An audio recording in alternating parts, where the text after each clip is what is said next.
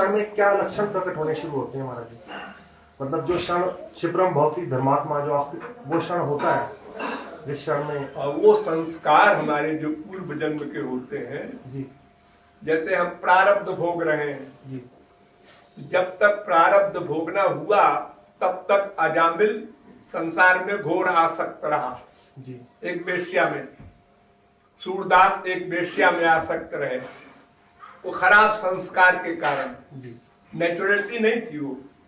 जब वो भोग समाप्त हो गया प्रारब्ध का, खराब पाप का, तो वो जो उनका ओरिजिनल रूप था, जहां साधना उनकी समाप्त हुई थी जी, पिछले जन्म में, वहां एकदम पहुंचा दिया भगवान ने, तो एकदम परिवर्तन हो गया।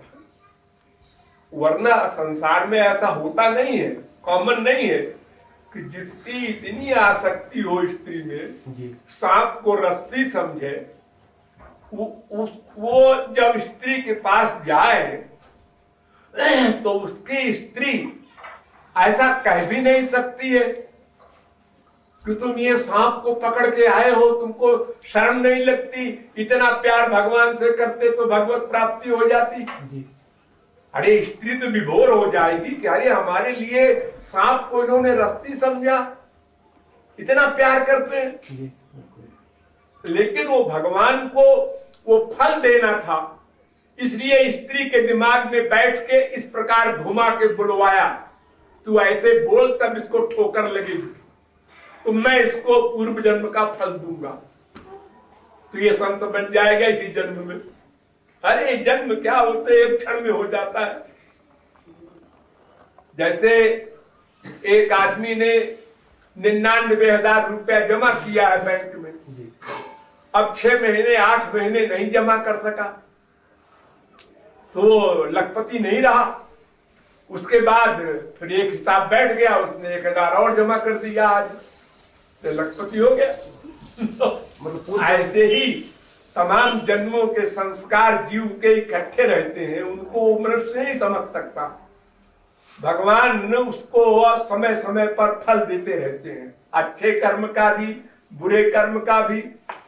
अगर बुरे कर्म का फल न दे तो आदमी को होश ना हो।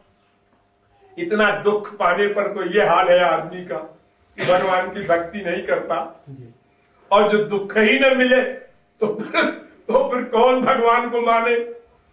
और अगर भगवान सही कर्म का फल न दे तो हमने जो इस जन्म में साधना की, 10 घंटे की, 10 साल की, जो भी की, वो सब बेकार जाए, फिर शुरू करो अगले जन्म में काका गागा।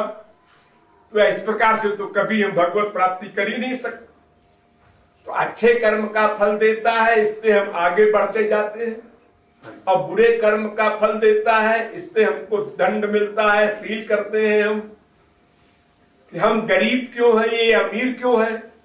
अरे वो कृपालु बता रहे थे कि जो दान करता है इस जन्म में, अगले जन्म में वो घोर अंगूठा छाप भी करोड़पति बन जाता है, उसको पूर्व जन्म के दान का फल मिला है, उसकी अपनी कमाल नहीं है कोई। ये बात है, तो फिर हमको दान करना चाहिए, नहीं तो अगले जन्म में हम भी भिखारी बनेंगे। 2 रोटी के लिए पाप करेंगे।